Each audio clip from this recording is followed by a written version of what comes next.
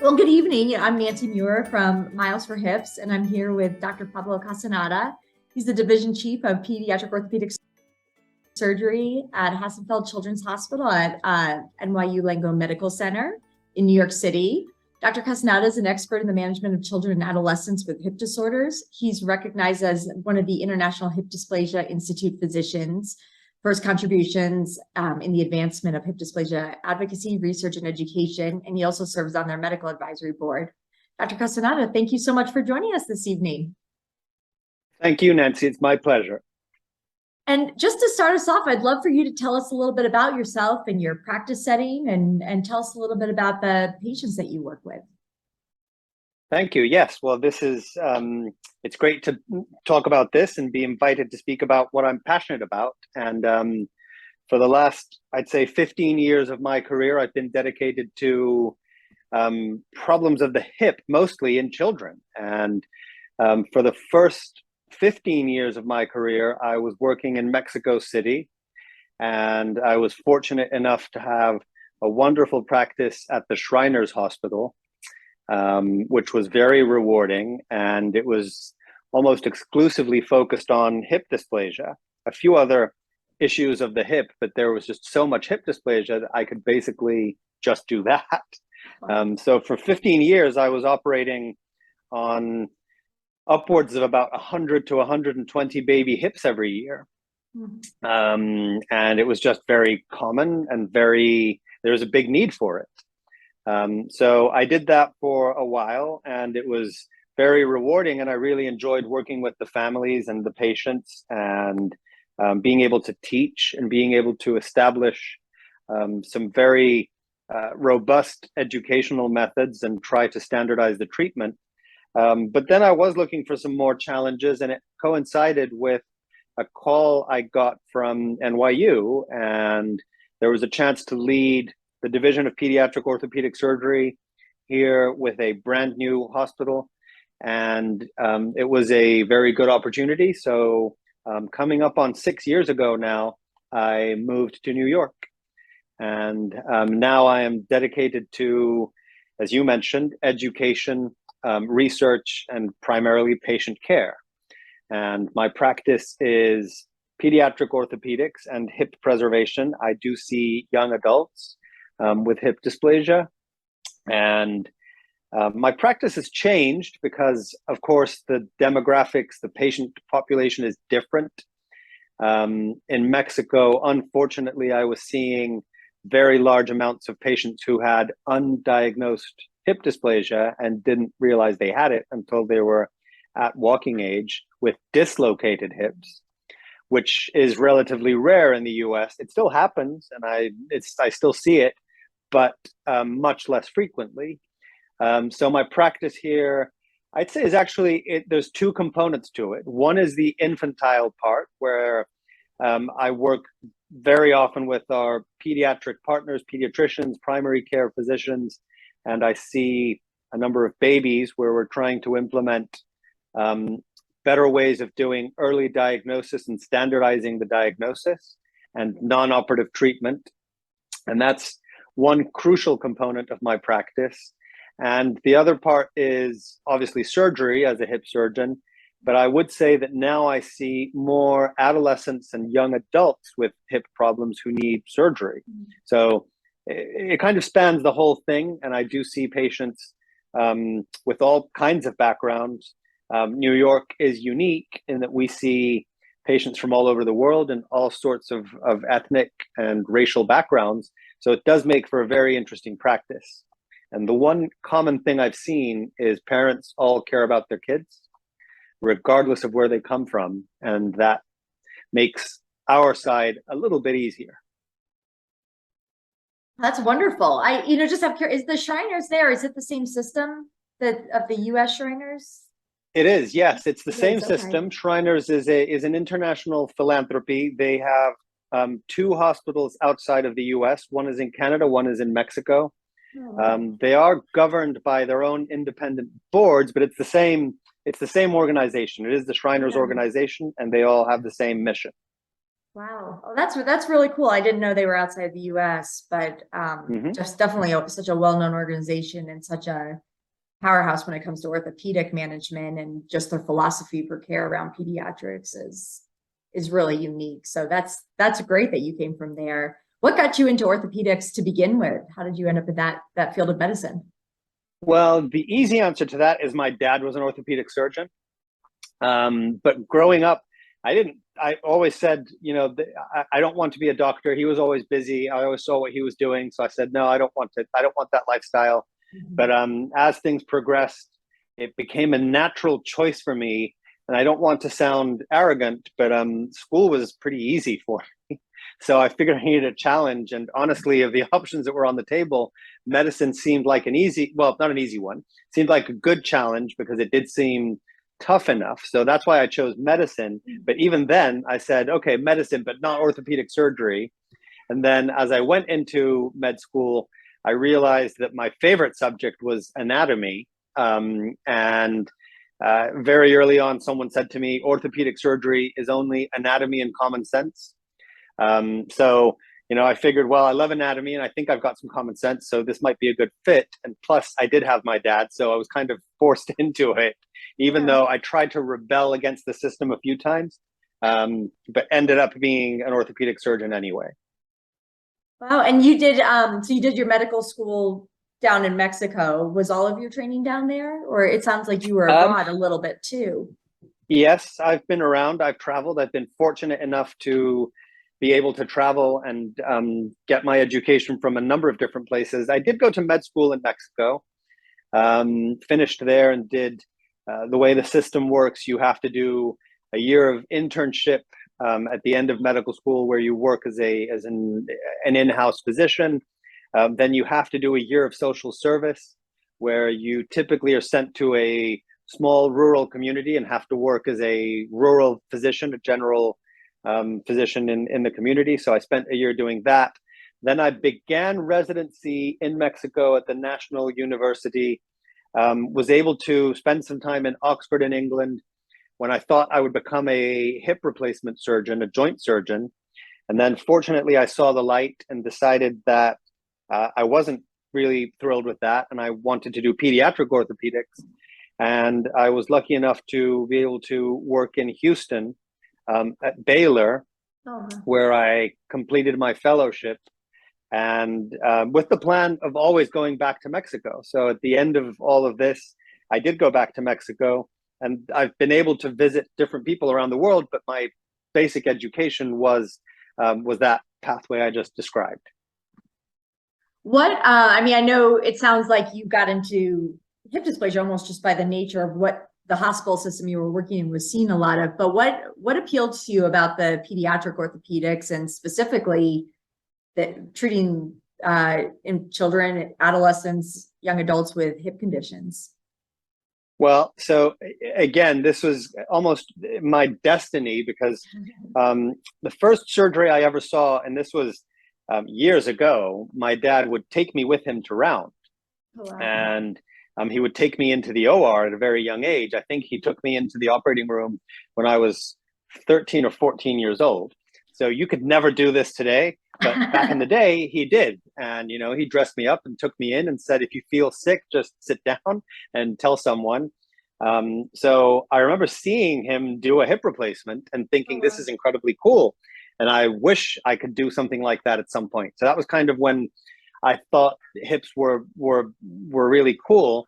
And again, as I sort of went through med school and through residency, and kept hearing this, hip replacement is the most successful procedure in medical history, and it did sound very appealing. It is still a very cool procedure.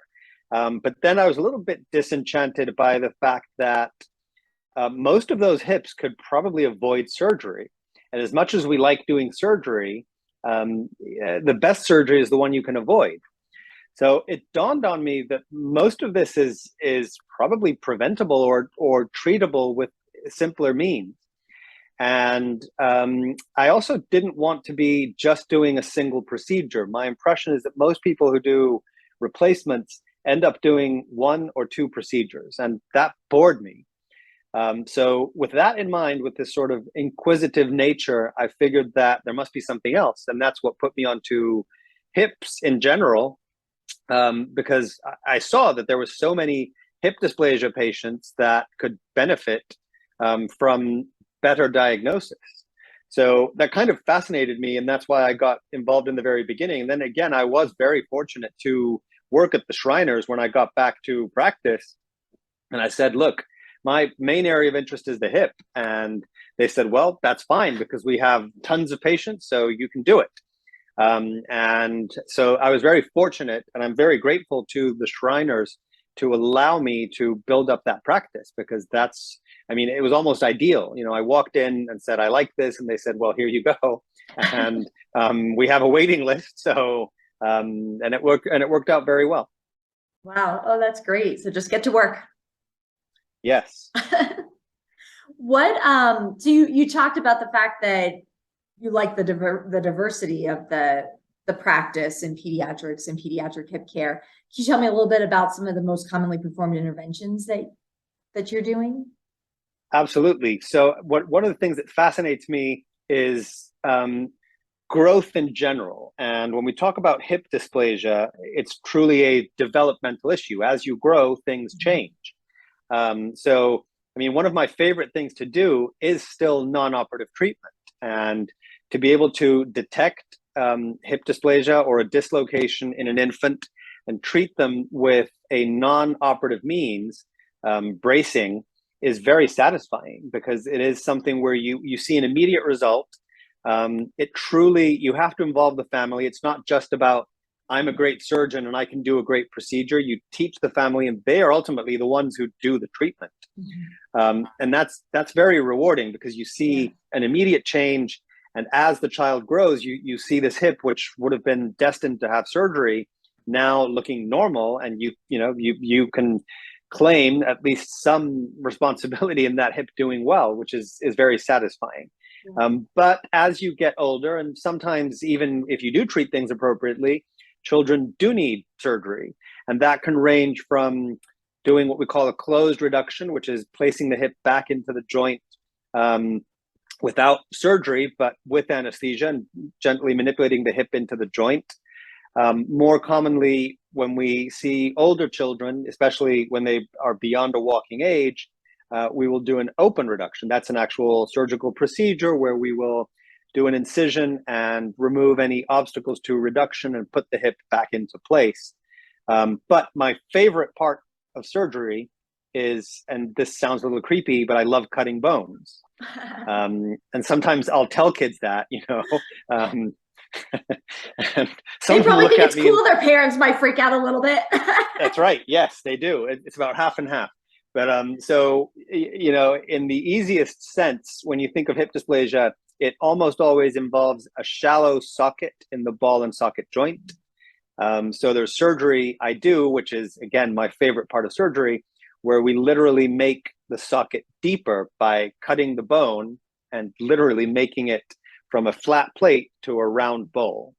And that's probably my favorite surgery to do, again, because it is an immediate change. I get a little frustrated. I don't have a very long attention span. So I like seeing immediate results. And when you do surgery and you go from this to this, it's a very satisfying result. Yeah. Oh, I imagine. Well, and you might have just actually answered my next question. I was about to ask you, what is your favorite part of the job? Well, so maybe besides the bone cutting, but right.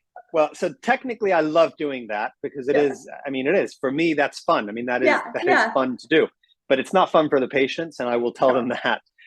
That's in the context that sometimes I'll see other issues and I'll tell people, we can really only offer 2 treatments, say for injuries, ice or surgery. That's it. That's the only 2 treatments I can offer. I'm not a physical therapist. So what I have is ice or surgery. Which one do you want? Because I love cutting bones. And the kids, most of the time, teenagers will say, no, I'll take ice. Smart kid. So I do love doing surgery technically, but honestly, the most rewarding part of the practice is to see happy patients and happy families. That is the most satisfying part, because even surgery, as much as I like seeing that immediate change, that doesn't always translate to the best result. And this is something which my patients have taught me. I can say, this is a great radiographic outcome and your x-ray looks wonderful. And the patient isn't as happy as I would expect them to be. So this is something which has always fascinated me. So the most rewarding part of what I do is actually seeing families and patients who are happy with their result and who I think I have positively impacted. And I've been in practice long enough now to have patients who I've seen how they've grown up, and I've seen them even when they were kids. And I'm guessing many of my mentors have told me this, but as they age, you see these people going out into the world and thriving and having lives and careers and going to school. And it's very rewarding, to get an email from a patient saying, you may not remember me, but you treated me 10 years ago. And thanks to something you said or did, I was inspired to do something. And I just recently got an email from a kid just like this who told me he just graduated from college. And he said, I don't think I would have been as enthusiastic about doing what I did if you hadn't helped me through this rough time. And so that's the most rewarding part of what I do. Yeah. Oh, that must just be an amazing feeling. It is. Well, on the flip side of that, what challenges do you encounter? Well, so that's a tough question. There's a few challenges. I mean, the biggest struggle I would say is still healthcare inequities. And, we see, I live in a place which is particularly expensive, and I recognize this. And although, fortunately, again, I'm in a place, NYU, where we're insurance blind, so it doesn't matter to us what insurance the patient has. We will still take all comers, which is great, but it still means you need insurance. And fortunately, again, thanks to many reasons, most kids do have health insurance. But you'd be surprised at the number of cases I see from around the world who I get. I mean, I get an email every day from someone saying, here's my x-ray, what do you think? And I'll say, well, I think you need surgery. And then they'll say, well, can you help me with that? And as much as I'm willing to help, there is cost involved in this, which makes it very tough. So that's one of the biggest struggles, is facing, there's some things we can change and there's some things which we struggle to change. That's the biggest sort of systematic challenge. The other big challenge is also facing the reality of your own limitations. And there's only so much we can do. And while most patients do well, I've learned more from some of the patients who don't do well. This is not a guaranteed success, which is why, again, the more we can focus on early detection and non-operative treatment, the better the results are, because we know there's no surgical complication from using a brace. So that can be frustrating, because you can do everything you can for the surgery, and then the patient gets an infection or has some other issue, and it's frustrating. What do you get excited about with hip dysplasia as far as what's coming along in technology or research? What kind of things excite you the most? Well, I'm very excited and hopeful about some research which we've been doing with the support of the International Hip Dysplasia Institute, and specifically Dr. Chad Price, looking at implementing ultra low cost acoustic devices to detect hip dysplasia. Unfortunately, hip dysplasia still remains, again, this challenge worldwide where people don't always detect it. And it's sometimes related to the fact that kids don't always have the best care. They might not even see a pediatrician. But the problem is you can't see it from the outside. So something like, say, clubfoot is very evident. So even if it's less common, babies are born with clubfoot and you can see that it's there, but hip dysplasia, you often can't. So as much as we've discussed in the past things like doing physical exam and then using ultrasound or x-rays, these aren't always accessible, and they're not always easy to get your hands on. So I'm very excited about the fact that we do have some preliminary data that would indicate that using a very low-cost acoustic device, we could distinguish between hips that are at least the ones that are dislocated and the ones that are normal, so to say. So that would be a huge advancement because that would help us to detect this in a very early way. That's probably what I'm most hopeful for. Again, from a global standpoint, I think that makes the most sense. Do you anticipate? There's other things. Oh, sorry.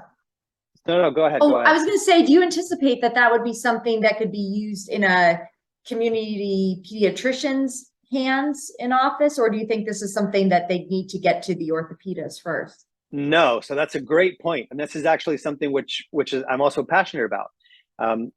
Typically, we are the ones who are seeing hip dysplasia. We're on the front line of this, but again, we're surgeons. So there is if I'm a surgeon and I like doing surgery, there is no real incentive for me to be promoting something which would avoid surgery. I would almost be putting myself out of work.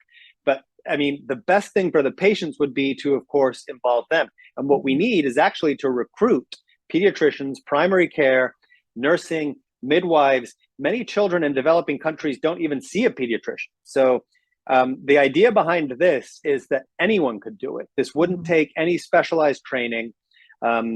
Anyone from a midwife, a nurse, a physical therapist, even the parents in theory could put this on. There's many devices now that allow for remote monitoring of health parameters, blood pressure monitors, EKGs, and even those, the cost is coming down. But to have a device that, say, could cost a fraction of what an ultrasound would cost, say something around $25 or $30, which you could provide to parents or midwives, and which would allow this distinction between a dislocated hip and a normal hip, would be a huge advance, because that way you could truly capture a much greater population. When you think about how many hands an infant passes through, daycare, healthcare providers, parents, teachers, all those things, that's really exciting to think about. Yes, it is. I mean, it takes a village. And again, I've looked at the numbers here. People will ask me, well, I mean, why don't you do the screening? Well, I can't. Physically, it's impossible for me to do that. We've looked at this. For example, here at NYU, we typically have somewhere around 10,000 births every year, in the range of. I mean, it's an easy estimate. So I don't have the time to do 10,000 screenings every year. I just simply don't have the time. But if you could get this device into the hands of anyone, and this, again, I mean, you mentioned pediatricians, and yes, they're on the forefront. Fortunately, here in New York, most children see a pediatrician many times. But if you think of other places, they might not. So if you could get this in the hands of anyone, then it would certainly be a big advance. So this is, I mean, again, this is why it's exciting to us from a global health standpoint. I think this could truly be groundbreaking. Yeah, that's really exciting. And then I cut you off before. It sounded like you had something else you were thinking about too. Because again, so I mean, that's what excites me the most, and that's what I think we can have the biggest impact for our patients. But again, I do remain a surgeon, and I do enjoy doing surgery. So there's also things that are coming down which are improving our accuracy and reducing the variability of surgery. Surgery remains a relatively artisanal trade, and especially hip dysplasia surgery remains very much in the hands of a few, sadly. And we've got things coming down now, which includes advanced imaging, 3D printing, and navigation systems, which is improving our accuracy and, again, decreasing the variability, so we could make this more reproducible. And instead of having select few who can do the surgery, you could also expand this and make it much more accessible. That I tend to be more familiar with more of the adolescent and adult hip dysplasia communities, although I do work in pediatric medicine. But I know that is always often posed as a big challenge for a lot of people living in the United States, living around the world, is accessibility to a surgeon who can who has those skills and knowledge to be able to perform those surgeries. And many people are having to travel if you don't live near a big center. So that's very exciting. And also then, I come from a rehabilitation medicine, physical therapy background. And I know that is also a challenge in physical therapy, is finding physical therapists who have experience treating patients large volumes after these kinds of surgeries. And I think if you live in an area where there are surgeons performing high volumes, you find physical therapists who are experienced and get this. But if you go back home to an area of the country that doesn't have a surgeon performing these, so just interesting to think about more the team as a whole and how getting more, those skills into the hands of people, surgeons practicing in different areas of the country and the world also is going to spread out to the other ends of the medical team. Yeah, well, another thing which does excite me, and this is exactly along those lines, is exactly what you're saying. I think that this is much more of a team effort. One of the big changes I've seen in surgery is it used to be top down. The surgeon was the leader of the captain of the ship, and what I say is what goes. And now it's much more flattened out. Now we see and we know just how important physical therapy is. There's so many other members of the team, and ultimately the patient as well, especially with adolescents and young adults. They are the most important person on the team. So the surgeon plays a role, but if we can standardize this, and exactly as you mentioned, so the more we reduce variability and extend education around this, then the more standardized it can be, because ultimately today, we still see this fragmented provision of care. And I might do the surgery, but then there's no physical therapist. And if the physical therapist is calling me, I have to reinvent the wheel every time. So the more we work on education, which has been one of my passions within medicine, I think the more standardized we get. And ultimately, I think that does improve patient outcomes. Well, and you might have answered my next question, but I was curious to know, how do you anticipate hip dysplasia care will change in the next decade? Well, I think we will see that. Yes, I think we'll see some more standardization. I think we will see a greater emphasis on early diagnosis and integrated provision of total healthcare. And I think that's what you're going to see, this formation of these teams. And it might still remain in the realm of a few. I don't see this being, something which you can necessarily get in every community health center or local hospital, but I think you will see much more standardization of the early management and much more standardization of the protocols around this, specifically related to reconstructive surgery, because I see this more and more. We see physical therapists who are much more engaged, primary care who is much more engaged, medicine, psychology, all of these fields which are coming together. And interestingly, again, together with Dr. Price from the International Hip Dysplasia Institute, we've been working with engineers very closely, looking at sort of some of these cutting edge things which are coming down the pipeline, which include incredible imaging, sort of the possibility of having these robotic devices assisting us with surgery. But ultimately, it all comes down to standardizing care. Rather than having a single person doing it, it's making it much more accessible. Well, and you kind of led into my next question as well. You're very good at this. But I would love to hear about your roles with the International Hip Dysplasia Institute. I think, you and I are both involved in them, and we really see them as a united front in facing many of the challenges in hip dysplasia care. So I'd be curious to hear about your role with the International Hip Dysplasia Institute and why it's important to you. Well, it's important to me for many reasons, but just like I am forever grateful to the Shriners for helping me build that practice, I was lucky enough to be involved with the IHDI from the very beginning. I'm actually one of the founding members. And it was by chance, and it just happened to be that I presented a talk. And at the time, I didn't even know how special it was, because again, I presented this talk I'd done 150 hips, and I didn't think it was anything particularly unique because I was a young pediatric orthopedic surgeon, and I figured everyone was doing this. Why would I be special? Turns out there weren't that many people. In fact, there was no one else presenting that kind of volume. So Dr. Price heard this, and he was just getting started with this group of like-minded individuals, and we met in a hotel room at one of these meetings and sat down and began to discuss. And from that was born the IHDI, which had very lofty ideals in the very beginning of working on research and education and advocacy. And that has continued through his leadership and through the incredible people who I've gotten to know from the IHDI. It's allowed me to develop my career in a sounding board for research. It has been a great way to collaborate.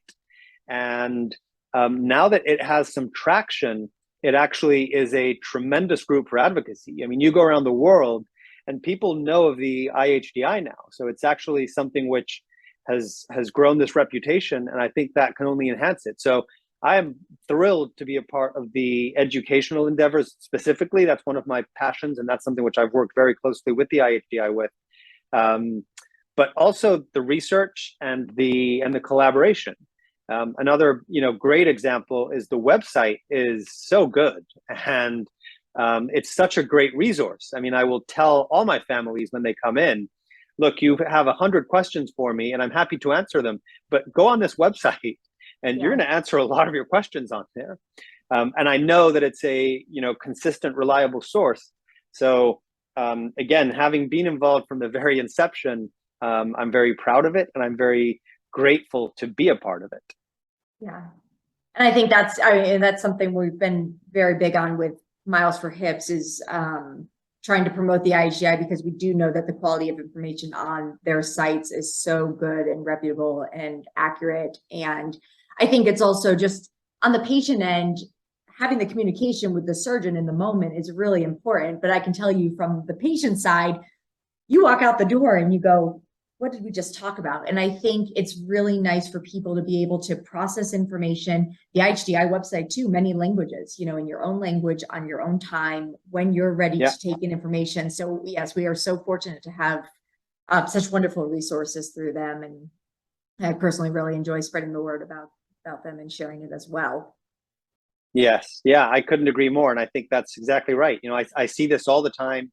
I'll see a new patient, whether it's non-operative or operative, you begin to throw some words out, and as soon as you see the blank look, and it's they're checked out at that point. So best thing you can do is say, look, go home and do your homework. And I know people are going to go on Google, but if I can direct them to a better website, then I know that when they come back, the questions they will have will be much better questions. And that's where so it's helped me tremendously in being able to partner with my patients in that way.